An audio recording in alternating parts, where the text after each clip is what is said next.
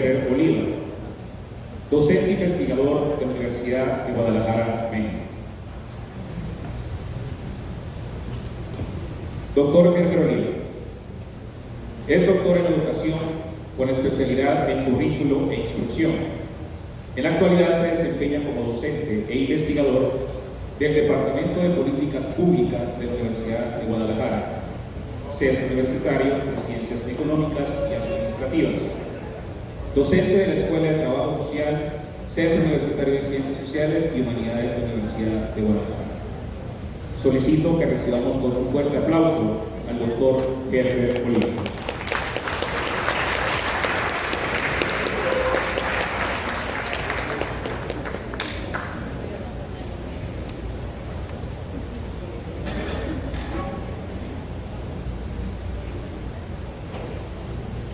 Salutaciones fraternas para todas y para todos. Es un verdadero gusto compartir con ustedes.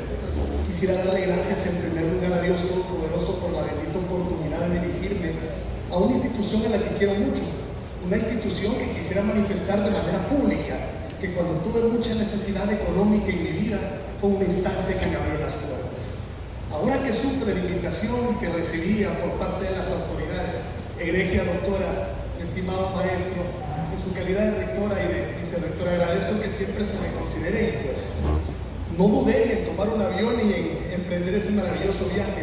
Sigo creyendo que la grandeza del ser humano estriba en la humildad, no en la cantidad de títulos que tengamos, y en la medida que nuestros talentos los podamos poner al servicio de la comunidad educativa, un país al que quiero tanto, el país que me vio nacer, El Salvador, pues bueno, aquí estoy con las botas puestas. Así es que para mí es un verdadero agradecimiento, es un verdadero gusto, y pues aparte tengo que ser de manera pública lo agradecido que estoy con tu amistad, David.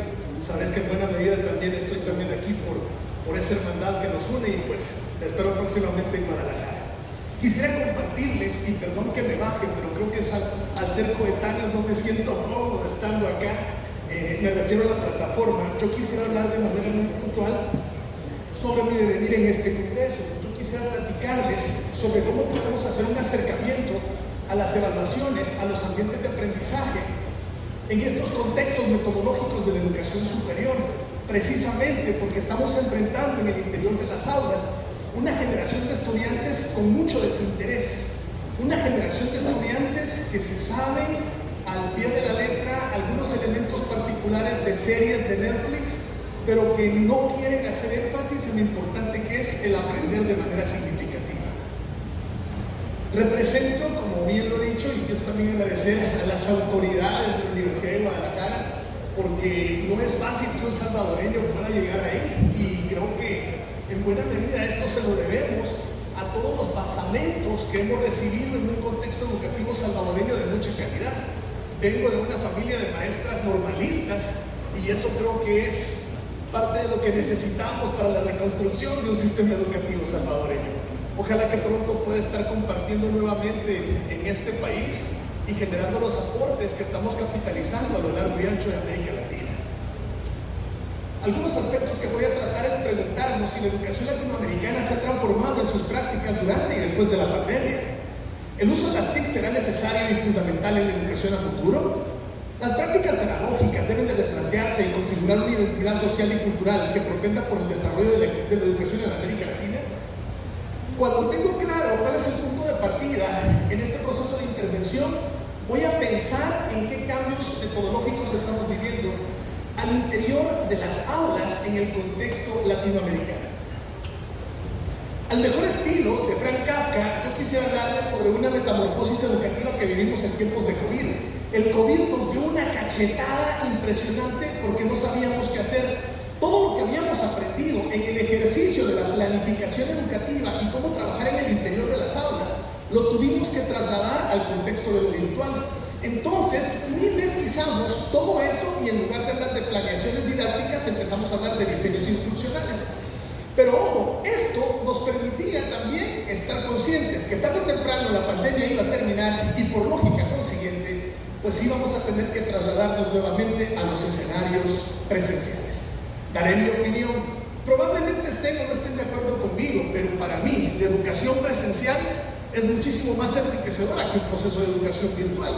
Pero también entendí que parte de una sugerencia que quisiera hacerle, si me lo permiten, a la Universidad Modular Abierta, también es empezar a ofrecer carreras en formatos virtuales. También tiene sus beneficios de manera imperante.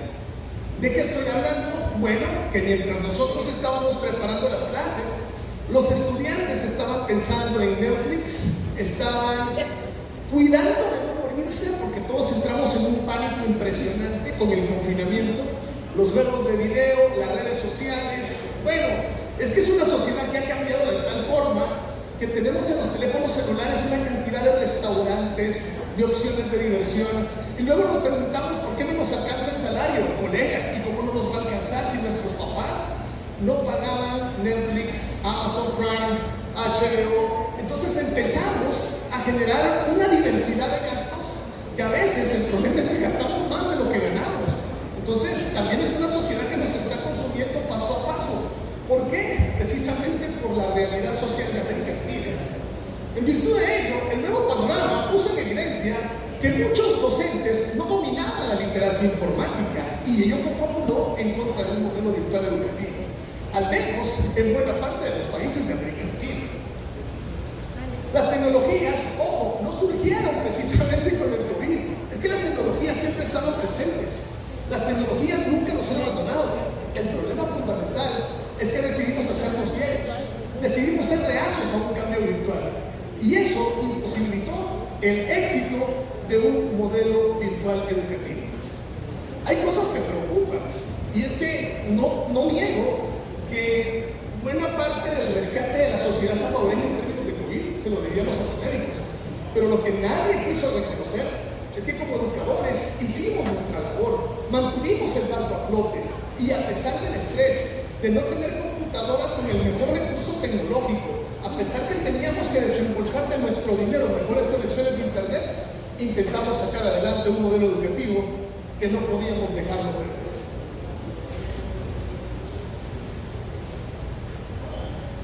No sé si me ayudan.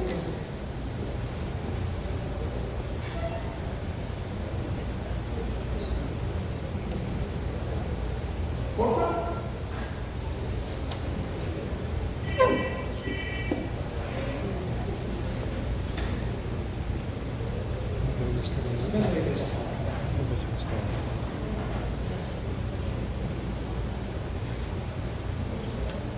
Y si no, pues le vamos dando clic, no tengo ningún inconveniente. Si no pueden hacerlo. Perdón, son desperfectos técnicos y en estos escenarios pues se va. Ténganme tantita paciencia que ya. Gracias, como siempre. Muy lindo de su parte. A pesar de que sabíamos de que el tema tecnológico estaba presente, había necesidad de configurar un nuevo mapa. Este mapa realmente estaba ilustrado de pensar que de 1850 a 1960 ya había educación a distancia. Ahí están las características. Del 60 a 1980 nos trasladábamos a una educación multimedia. De 1980 a 1996 a una educación virtual. De 1996 al 2005 a una educación social, y del 2005 a la actualidad a una generación que está habituada a una educación móvil. Déjenme cómo poder explicarlo. Es que son niños de 2, 3 años, niños y niñas, que no saben leer, que no saben escribir, pero agarran la tablet, llegan a YouTube, encuentran la caricatura que quieren, y cómo lo hicieron, no lo sé. Es que es el mundo en donde nunca saludas a tu amiga para preguntarle cómo está, pero bastará con que suba una foto a su estado del pasado para estar tú de chismosa viendo qué es lo que subió. Es que es una sociedad de interacción totalmente diferente. Y esto también cambió las formas de entender los escenarios educativos. Ahora tenemos que hablar del e-learning, del m-learning, del u-learning y del b-learning. Cada uno con características muy puntuales. Pero ¿qué ocurre? La brecha digital sigue diciendo que los que tienen más dinero tienen mejor conexión a internet. Entonces, ¿con qué me he enfrentado en la Universidad de Guadalajara? En que por mejores software que esté utilizando, si no tengo una conexión adecuada a internet, entonces es caer en saco roto. Bueno, las prácticas pedagógicas prácticas deben, sin duda alguna, replantearse, y esto permite configurar una identidad social y cultural que propenda al desarrollo de la educación superior latinoamericana. Y en ese sentido deberíamos de preguntarnos: itinerarios educativos complejos, literacia informática y un fácil empoderamiento y acoplamiento a los cambios. Si lo pensamos, John Mobarek ya empieza a hablar sobre ese conocimiento nómada. Y ojo, los estudiantes que hoy están ingresando a la universidad son un perfil cognitivo en donde lo primero que deberíamos de hacer es identificar los estilos de aprendizaje que tienen ellos. Porque es impensable preparar una clase desconociendo cómo aprenden nuestros estudiantes, porque eso debería de darnos luces para saber cómo debemos de enseñar. Exacto. John Mobarek, siendo un erudito, nos está diciendo una educación nómada, perfiles definidos, y el hecho de empezar a replantearnos cómo enfrentar una sociedad cambiante va a ser un poco complejo. ¿Me explico? Nuestros jóvenes hoy en día prefieren abrir cuentas de OnlyFans que culminar una carrera universitaria.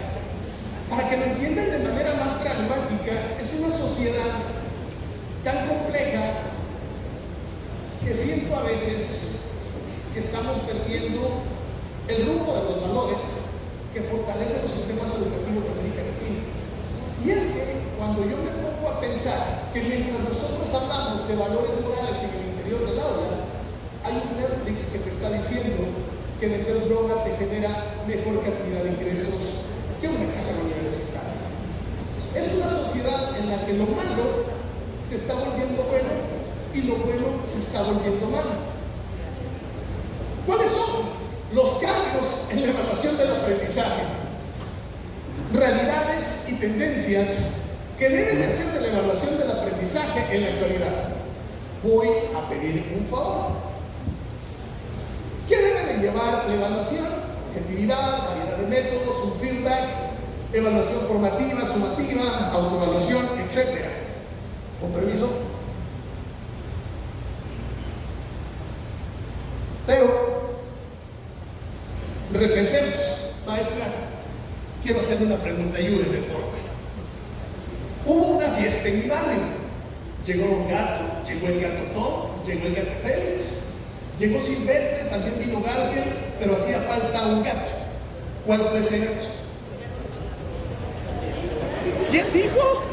¿Usted lo? Exacto, muy bien. O sea, entiéndanlo. Nuestro cerebro está aprendiendo cosas de manera inconsciente. ¿Y qué es lo que está ocurriendo? Es una sociedad tan pragmática en donde es más fácil aprender las letras de los narcocorridos que hacen apología al delito de Peso Pluma que aprender las tablas de multiplicar. Somos una sociedad tan interesante que si el docente pide que compren un libro, jóvenes estudiantes, renegamos. Pero bastaría que Bad Bunny vendiera boletos para hacer un concierto en el Mágico González que desde las 5 de la mañana había colas impresionantes. Gracias. Tan linda como siempre. ¿Un qué? ¿Un cómo? ¿Una manera de qué? ¿Un por medio de qué? ¿Un dónde? ¿Un para qué? Elementos de la evaluación. Nuevas realidades que nos obligan a pasar del conocimiento memorístico a un conocimiento que replantee necesidades diferentes. No sé si es algún problema técnico, pero o hay un problema de internet. Sigo.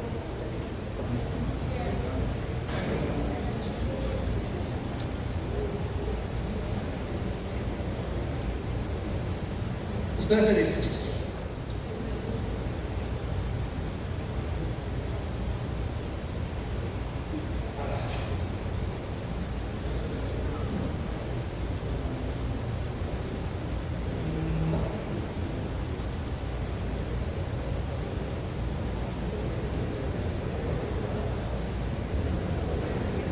Permítame, las fuerzas de la... Volvemos a empezar. No sé qué pasó. Retomamos.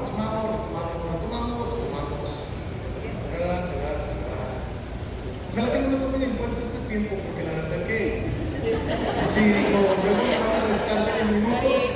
no ha sido mi culpa. César Cole habla sobre cuáles son los ingredientes con los que debemos de trabajar.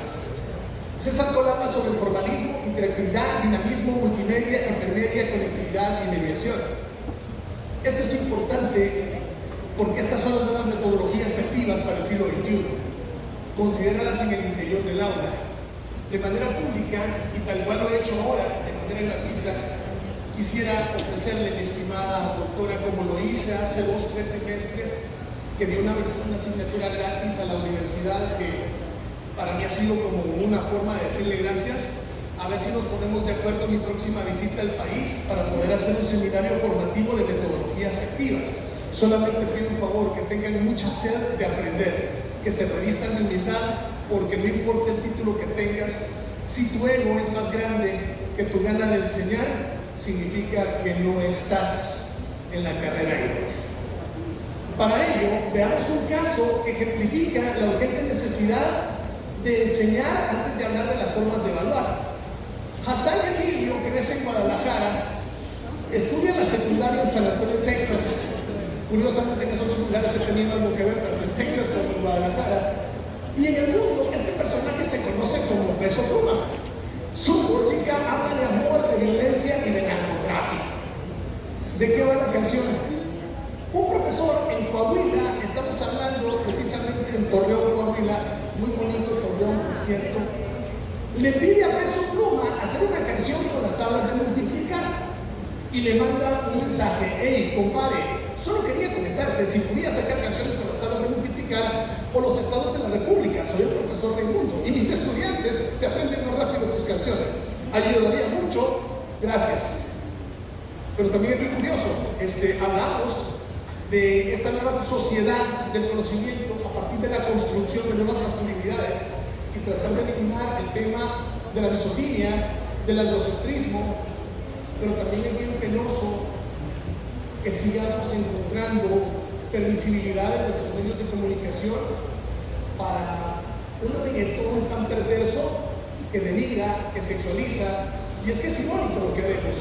Cuando vemos un anuncio para lavar platos, protagoniza una mujer, y yo me pregunto, ¿y que acaso los hombres somos tan inútiles que no tenemos también la condición equitativa de lavar platos? Es que es impresionante, digo, es una cosa que no lo entiendo.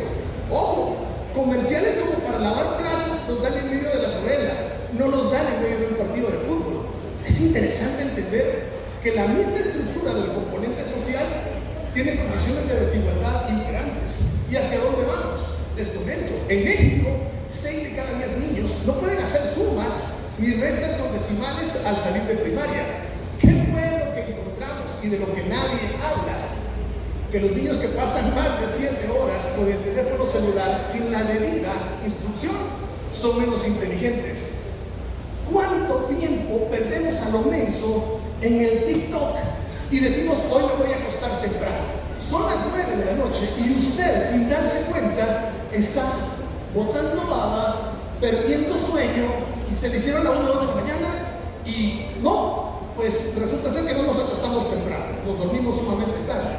El teléfono celular.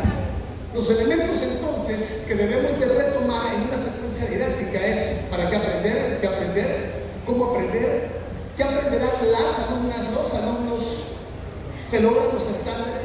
Y esto siento que nos permite, y escuchen esto por favor, no se trata de tecnologías, no se trata de inteligencias artificiales, entiéndanlo de una buena vez.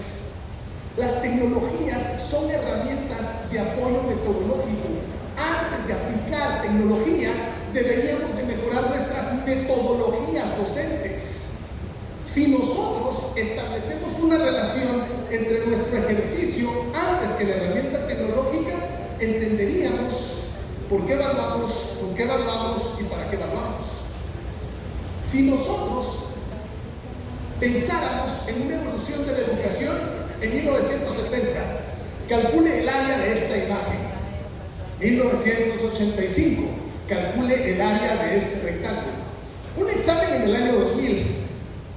¿Cuánto mide la base de este rectángulo? Calcule el área del rectángulo multiplicando por la base por la altura. 2010. Marca la respuesta correcta respecto del área del rectángulo. 2015, marque la respuesta correcta del área del rectángulo. Literal A, Michael Jackson. Literal B, Beatles. Literal B, C, 600. Literal D, no marques esto. Y un examen en el 2018, con esta condición peyorativa de la evaluación, diría: si no es mucho pedir, joven estudiante, ¿puede pintar con el color que más guste este rectángulo?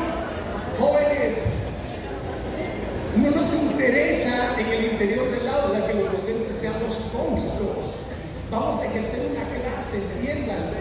Y necesitamos que ustedes puedan meter en su cerebro que para dar una clase formal no necesitamos ser chistosos, no somos docentes.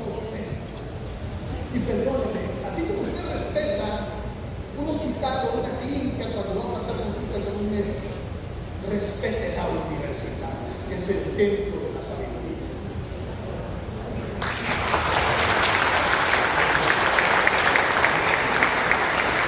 Hemos sufrido mucho, dice el docente en un examen final. Ayúdeme, mi maestro Rafa. Pregunta 1. Si necesita reggaetón, literal A, dale. Literal B, cae. Literal C, sabe. Literal D, baile. Muy bien. Muy bien. Un aplauso para los profes que se sentaron de ellos. Segunda pregunta. ¿Cómo se llama el profesor? Esta, ¿no? Luis Bereña. C, ya te pasaste. D, muy lejos, vuelve a la B. E, no importa cuánto pagues, es que por pagar no vas a aprobar. Tienes que someterte a un proceso evaluativo. Esa es la condición irrestricta de una institución de educación. ¿Por qué? Porque y si con otro pasas el rato, vamos a ser felices. A, B, C o D. ¿Quién me ayuda? ¿Vale? Los 4, sí, muy bien. Un aplauso para ustedes, muy bien. ¿De qué trata? Trata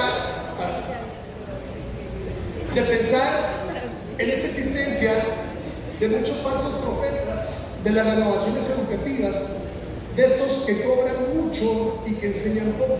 Lo insisto por segunda vez. Cuando yo supe de la invitación de la universidad, no me la pensé 2 veces en tomar un avión y en recordar esa necesidad que tuve, en donde muchas instituciones de mi país no me daban trabajo. Y la Universidad Modular Abierta me permitió llevar el pan a mi casa. Hoy, para honra y gloria de Dios, mi escenario es diferente.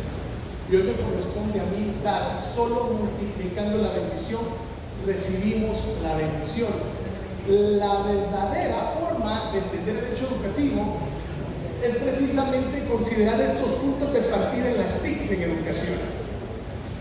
Pero esto realmente es importante y se los voy a explicar por qué.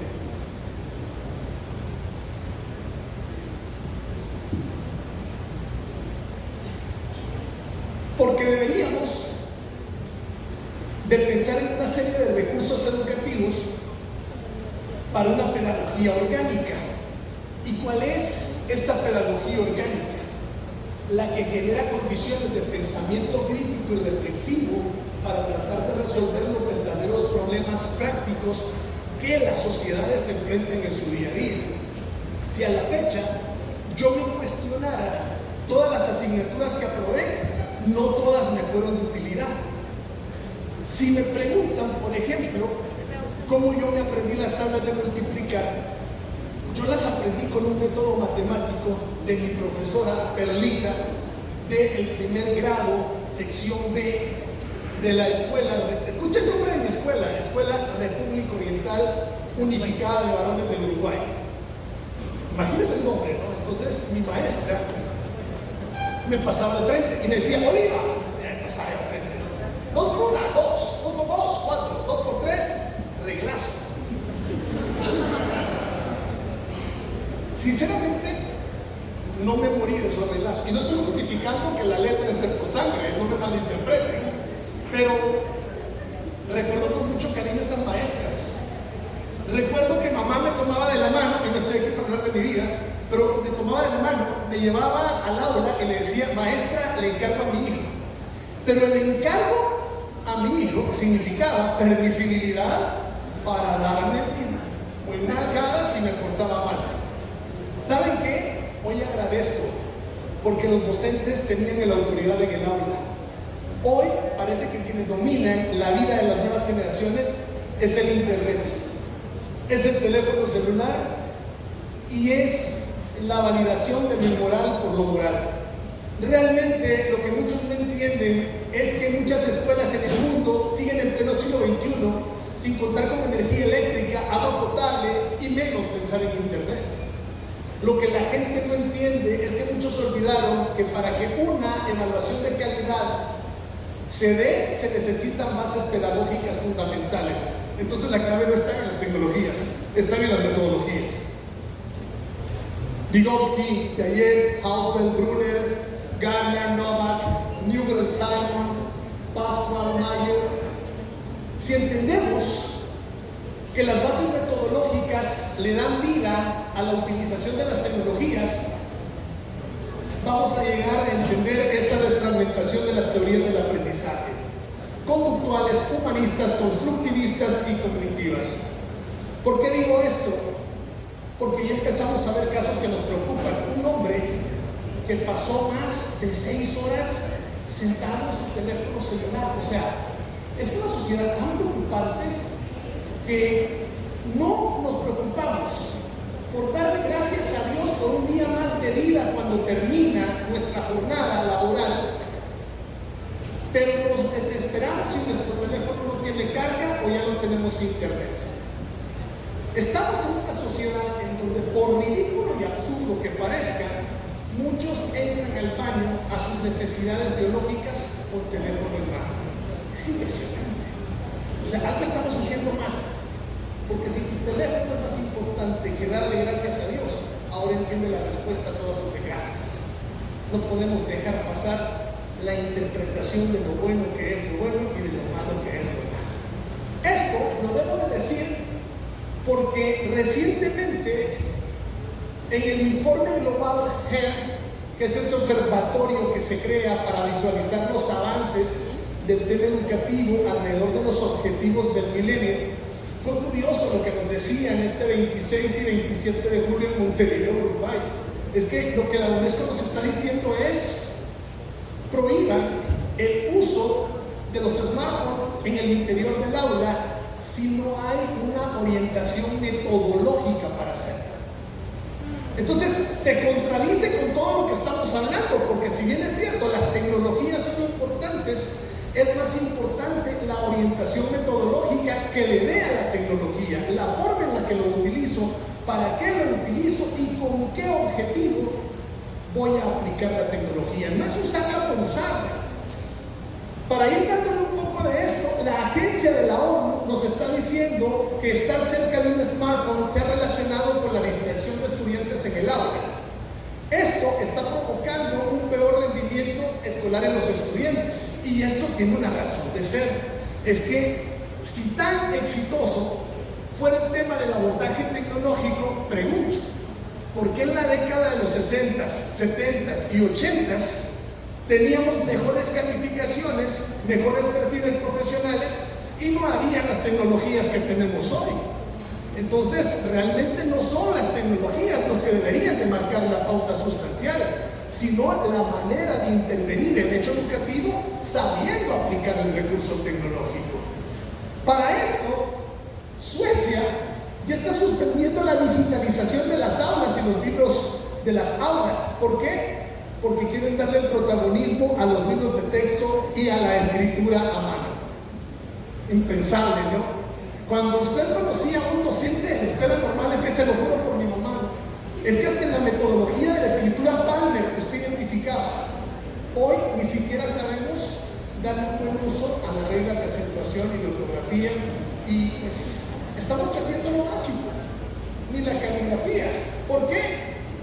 Porque cuando hablamos del uso de teléfonos, en el 2014 hice un estudio. Este estudio lo hice con el Ministerio de Educación y ahí están las evidencias. Dije, pues si no me creen, dije, el uso de teléfonos móviles en el sistema educativo público de El Salvador. Entonces yo planteaba la premisa: si era un recurso didáctico o un distractor pedagógico. Los aspectos negativos y perjudiciales del uso de las tecnologías digitales en la educación es que si no hay una reglamentación o no hay una buena orientación, pues no estaremos logrando el acometido de los indicadores de logros planteados. Andrei Azoulay, directora general de la UNESCO, nos está diciendo lo siguiente. ¿Me ayudas, por favor, David, para hacerlo participativo? Tenemos que enseñar a los niños a vivir tanto con la tecnología como sin ella. Continúa, a tomar lo que necesitan de la abundancia de información, pero a ignorar lo que no es necesario. A dejar que la tecnología apoye, pero nunca suplante las interacciones humanas en la enseñanza y el aprendizaje. Gracias, mi estimado David. Esto, en términos personales, ¿qué estoy haciendo en la actualidad en las aulas universitarias? Yo estoy aplicando escaleras metacognitivas para poder desarrollar buenas reflexiones, qué he aprendido, cómo lo he aprendido, qué habilidades he mejorado, para qué me ha servido y para qué me puede valer. Quiero también aprovechar el espacio para agradecerle a un centro universitario de la Universidad Modular Abierta que me permitió también interactuar en el escenario formativo de El Salvador. Fue el centro universitario de Sonsonate. Creo que hay una muy buena generación de profesionales también en ese escenario.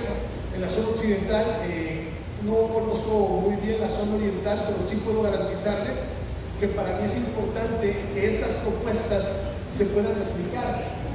Porque si yo logro concretar estas escaleras metacognitivas, yo podría generar un aprendizaje con mayor eficiencia y eficacia a una sociedad salvadoreña que demanda sí o sí de cambios imperantes. Las nuevas generaciones de estudiantes que están ingresando en las aulas universitarias son nativos digitales, son autocríticos, son más cautos y menos idealistas, son menos egocéntricos. Podríamos pensar en el tema de impacientes, ¿sí? ¿Saben cuántos años me tardé yo en ver Rocky 1, Rocky 2, Rocky 3 y Rocky 4? Eran años de años. Ahora bastará con una sentada de fin de semana para que te veas una serie completa en Netflix. Somos menos pacientes. Entonces también hay que aprender a dosificar. Esto nos lleva a pensar que necesitamos una educación que se nutra de aprendizajes significativos, pensamientos creativos, aprendizajes cooperativos y colaborativos, una inteligencia emocional, competencias digitales y el valorar las inteligencias múltiples. En conclusión, recomiendo la literatura de Pablo Muñoz Tarrieta, que es lo siguiente: apaga el celular y enciende tu cerebro. Manipulación, control y destrucción del ser humano. No voy a desaprovechar la oportunidad para poder compartir. Les voy a regalar, no se los voy a vender, porque si se los vendiera muy caro, un consejo. No importa el problema ni el tamaño que tenga el problema. En mi vida, aun y cuando se me dijo que en los espacios académicos no había que hablar de cuestiones espirituales, yo me voy a saltar la regla, porque no ha habido mejor forma de resolver mis problemas personales, sociales y profesionales que caminando de la mano de Dios. Por muy grande que sea tu título, y si es más grande que tu ego, pues sí es un problema. Debo de decir que yo personalmente, cuando he tenido que enfrentar dificultades, he creído que caminar de la mano de Dios me ha fortalecido el alma. Les regalo mi lectura bíblica por antonomasia: todo lo puedo en Cristo que me fortalece. Filipenses 4:3. Todo lo puedo. La próxima vez que pensemos en soberbias, recordemos que la docencia demanda de un espíritu de servicio. Mi nombre es Herbert Oliva, mi correo, mi teléfono, si de algo les sirve, pues no tengo ninguna dificultad. Para mí es un verdadero gusto. Doctora, felicidades por su maestría, la felicito. Estuvimos acompañándole con un par de conceptos o de nociones, y pues, ¿qué les puedo decir? Realmente es un verdadero gusto estar con ustedes, y que Dios nos derrame mucha bendición en abundancia y al mejor estilo de Star Wars, que la fuerza les acompañe. Un gustazo, gracias.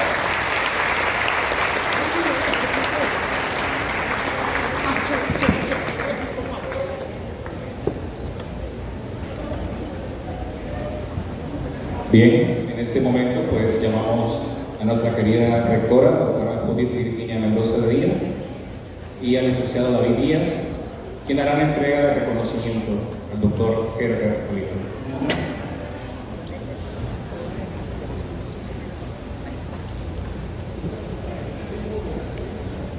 Doctora Edith, decirle que se le quiere es poco.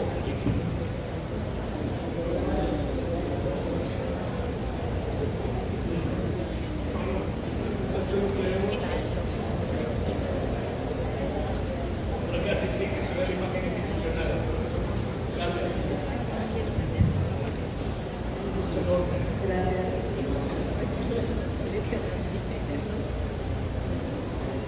Quisiera pedirles un minuto de su atención, sé que están un poquito cansaditos, pero como ven, ninguno de los expositores ha sido igual. Cada quien ya tiene su propia estilo y su propia forma, sus propias convicciones. Yo me uno al doctor Oliva, nada se mueve en el mundo si Dios no lo quiere, ni la hora de los árboles. Me siento tan feliz de volverlo a tener aquí en casa. Él es un salvadoreño muy querido, un investigador, una persona muy profesional, que cuando surcó la frontera nuestra lo respetamos, pero ha sido bien llegado, bien unido allá en México, allá en Guadalajara, donde el licenciado Díaz, que me acompaña, está haciendo su doctorado, va dentro de unas semanas a reunirse en la universidad. Su asesora de doctorado está allá, y qué bueno. Así como todos, que hay 6 personas que están estudiando esa profesión. La vida le da a uno lo que uno cosecha. Y yo le agradezco a él porque el doctor le ha admirado siempre, que es la palabra agradecimiento. Muchos no somos agradecidos. Yo tengo 42 años de ser la rectora y me estoy dando de la mano que me ha venido a decir gracias, doctora, porque no es de trabajo. Uno no vive de esas cosas, pero sí reconoce la grandeza de una persona cuando habla en esa forma. Por esa razón, él sabe el cariño que le tenemos, que es parte de nuestra comunidad universitaria, que lo que dijo no lo dijo solo por decirlo. Él se fue, pero me dijo, doctora, cuente conmigo que la maestría aún desde Guadalajara lo voy a hacer, y así fue. Estuvo con nosotros y sigue estando, y él sabe que es un maestro meritísimo. Él nunca se va a separar del cuerpo académico de la universidad, así que por favor, doctor, ténganos en mente, sigamos adelante, hagamos una investigación conjunta, veamos universidad. Yo quiero volver a trabajar a Guadalajara porque yo estudié en México, en la Universidad de Guanajuato, y también en la Universidad de la UNIVA y en la Universidad de Guadalajara. Así es que yo les digo que eso es bien importante, hay que conocer cosas. Yo creo que más claro no pudo ser. Aquí hay madres de familia, padres de familia que estamos acá, y muchas veces a mí me duele mi corazón cuando yo veo que a un niño de 1 año, de 2 años, para que no moleste, le damos celular. Eso es lo más grave que podemos hacer.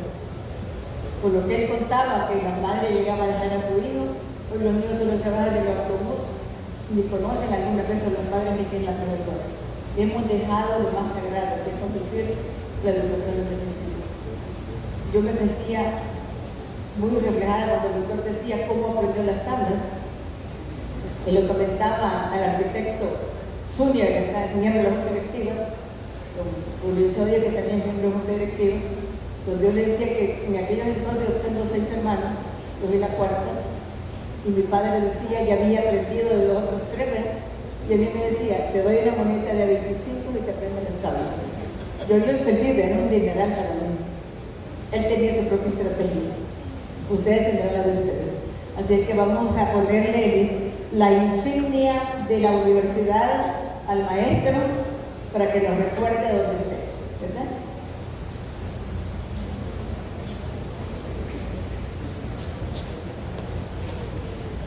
Gracias. Mi corazón está siempre presente. Gracias a ustedes.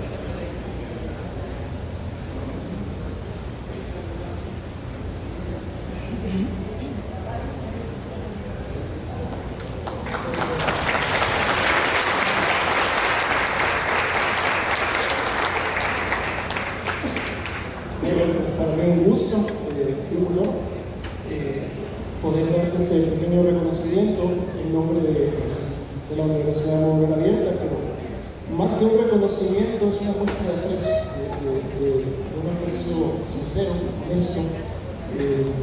Por favor, no olvides que esta es tu casa, y siempre vas a ser un amigo de esta universidad. Gracias por estar acá, por el esfuerzo, y te entrego pues el símbolo de la situación, que es el águila. Gracias, águila.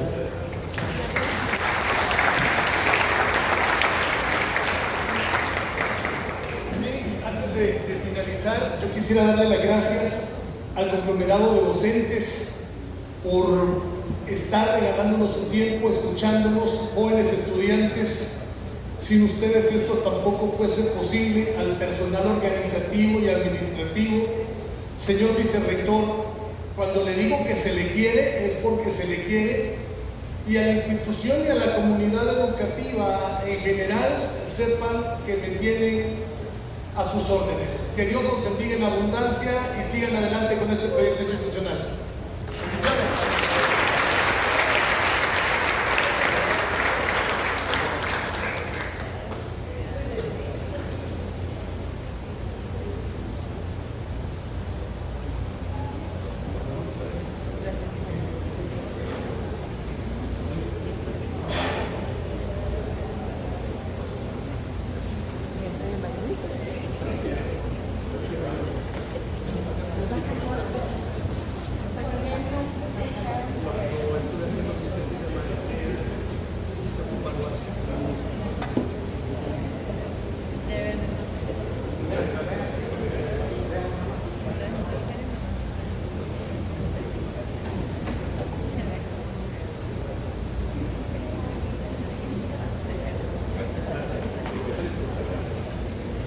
Muchísimas gracias, doctor Herbert Oliva.